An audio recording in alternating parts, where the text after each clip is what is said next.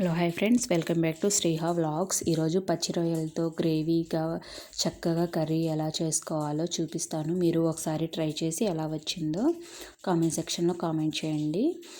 First ఒక mixie jar తీసుకొని అందులోకి 10-15 వెల్లుల్లి రెబ్బలు, అలాగే కొంచెం అల్లము ముక్కలు, ఒక స్పూన్ ధనియాలు తీసుకొని, కొన్ని లవంగాలు తీసుకొని పేస్ట్ పట్టుకొని పక్కన పెట్టేసుకోండి. తర్వాత రొయ్యల్ని తీసుకొని చక్కగా కడిగేసుకొని మిక్సీ పట్టుకున్న అల్లం వెల్లుల్లి పేస్ట్, ఒక స్పూన్ కారం, 2 స్పూన్ల కారము, కొంచెం పసుపు, ఒక స్పూన్ సాల్ట్, కొన్ని ఉల్లిపాయలు, అలాగే హాఫ్ కప్పు పెరుగు వేసుకొని కలిపేసుకొని పక్కన పెట్టేసుకోండి. తర్వాత స్టవ్ ఆన్ చేసుకొని స్టవ్ మీద ప్యాన్ పెట్టుకొని కొంచెం ఆయిల్ వేసుకొని అందులోకి కొంచెం కరివేపాకు వేసుకొని మనం కలిపి పెట్టుకున్న ఈ రొయ్యలన్నీ అందులో యాడ్ చేసుకోండి. అందులో యాడ్ చేసుకొని కలిపేసుకొని మూత పెట్టేసుకోండి.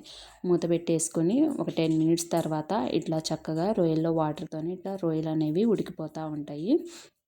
తర్వాత ఇందులోకి మనం కలిపి పెట్టుకున్న బౌల్లోకి ఒక గ్లాస్ వాటర్ని తీసుకొని ఆ గ్లాస్ వాటర్ ఇందులోకి యాడ్ చేసుకోండి. అదే బౌల్లో ఇందులోకి యాడ్ చేసుకొని కలిపేసుకొని లో టు హై ఫ్లేమ్ మీద చక్కగా ఉడకనివ్వండి.